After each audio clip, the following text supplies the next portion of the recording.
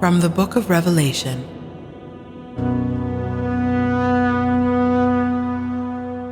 I, John, saw another angel coming down from heaven. His authority was so great that all the earth was lighted up by his glory. He cried out in a strong voice, "Fallen, fallen is Babylon the Great. She has become a dwelling place for demons. She is a cage for every unclean spirit, a cage for every filthy and disgusting bird. For she has made all the nations drink the poisoned wine of her lewdness.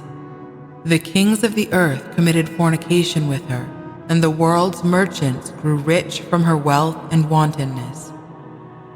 Then I heard another voice from heaven say, "Depart from her, my people, for fear of sinning with her and sharing the plagues inflicted on her. For her sins have piled up as high as heaven, and God keeps count of her crimes. Pay her back as she has paid others. Pay her double for her deeds. Pour into her cup twice the amount she concocted.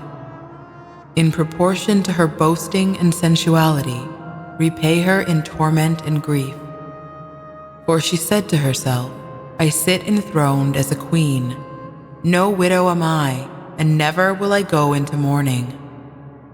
Therefore her plagues will come all at once, death and mourning and famine.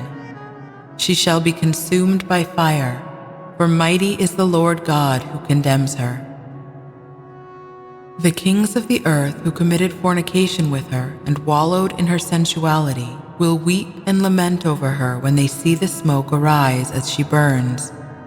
They will keep their distance for fear of the punishment inflicted on her, and will say, 'Alas, alas, great city that you are, Babylon the mighty! In a single hour your doom has come.'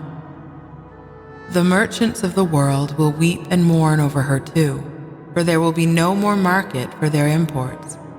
Their cargoes of gold and silver, precious stones and pearls, fine linen and purple garments, silk and scarlet cloth, fragrant wood of every kind, all sorts of ivory pieces and expensive wooden furniture, bronze, iron, and marble, cinnamon and amomum, perfumes, myrrh and frankincense, wine and olive oil, fine flour and grain, cattle and sheep, horses and carriages, slaves and human lives. The fruit your appetite craved has deserted you. All your luxury and splendor are gone. You shall never find them again. The merchants who deal in these goods, who grew rich from business with the city, will keep their distance for fear of the punishment inflicted on her. Weeping and mourning they cry out, 'Alas, alas, the great city, dressed in fine linen and purple and scarlet, adorned all in gold and jewels and pearls. In a single hour this great wealth has been destroyed.'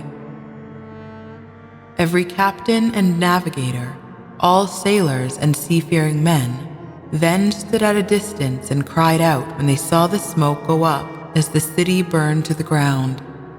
What city could have compared with this great one? They poured dust on their heads and cried out, weeping and mourning, 'Alas, alas, the great city, in which all shipowners grew rich from their profitable trade with her. In a single hour her destruction has come about. Rejoice over her, you heavens, you saints, apostles and prophets, for God has exacted punishment from her on your account.